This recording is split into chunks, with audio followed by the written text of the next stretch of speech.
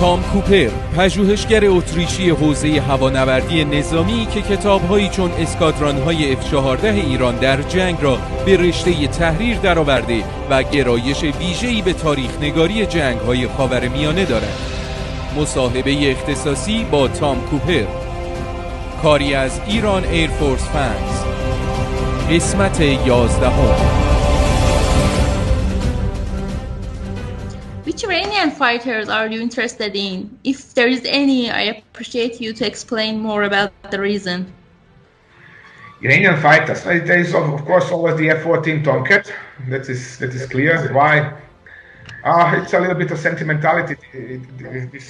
This type made its first flight in the same year I was born, and my first name is Tom. So also, but there are also serious reasons. The Tomcat was the first fighter jet ever to have microchips installed in it, and it something like turned this what I call muscle. You know, there are muscle cars in the United States. These are big, powerful cars with hundreds of PS and very fast and this and that. But you need skill to drive them properly. You know, to really turn them around the curve. To accelerate properly and to bring them to standstill too, of course. And the F-14 is just like this. This is not an electronic jet like F-16. You know, everybody can fly F-16 because by the time, you know, when you move the stick on the F-16, there are 4 computers correcting what you are doing. You know? So by the time the aircraft actually turns the way you which is a millisecond later, of course, but still, by the time your input turns into a turn of an aircraft, 4 computers corrected you already and told, Tom, you did nonsense here. We are going to fly this way. And the F-14 was nothing of that. You know, you really had to fly this. You really had to have the skill to fly this aircraft, and similarly to operate its weapon system. Its weapon system was really, this is so crazily complex, but it was still made to be operated by 2 people. And for its time, it was insanely advanced, really. If you can imagine, other aircraft can do now what Tomcat could do back in 1973-74. So this is a technological gap of 40 years. This is what is, 50 years almost.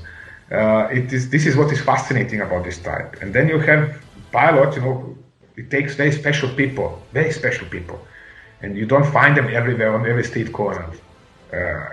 To fly such an aircraft as a pilot, and then it takes very special people to operate as radar intercept officers in the rear cockpit, which is, by the way, a role that in Iran is quite ignored, because even in the Air Force, the radar intercept officers, the guys in the back, you know, they are kind of people second degree. Nobody cared about them, although they were playing a very, very important role. Even nowadays, when you talk with them, they always say, "Oh, the pilot was something, you know, special." I was nobody. And it takes very special people, you know, who this aircraft is operated. It is anything else than easy, and that's what is so fascinating about the F-14. Of course, the F-4 Phantom, you know, this is actually an ugly aircraft, really, with this long nose and big gun under it, and 2 huge holes under the dirty holes, really stinky too, when it smells like after kerosene, of course, in the rear.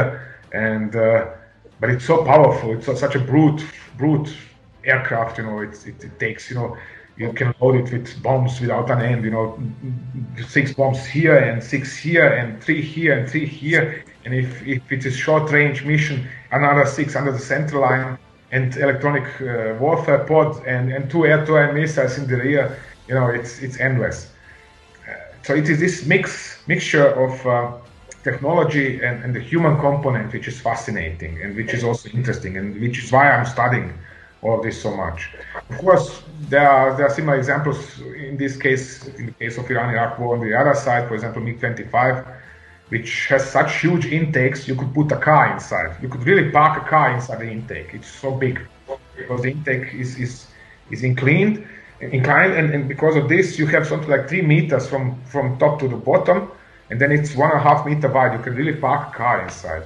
I walked inside in Iraq 14 years ago, and then you have this huge machine which is weighing 20 tons, and looks so like nothing.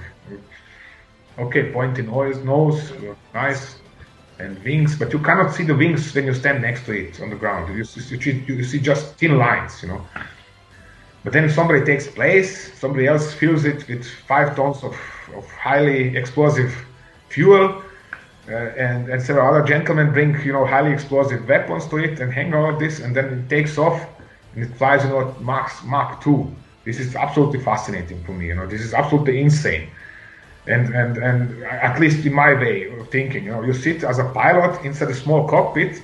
I'm not a big guy, but I have not enough space in cockpits of most of MiGs, for example. It's too narrow inside. It's like wearing too tight jeans, so to say.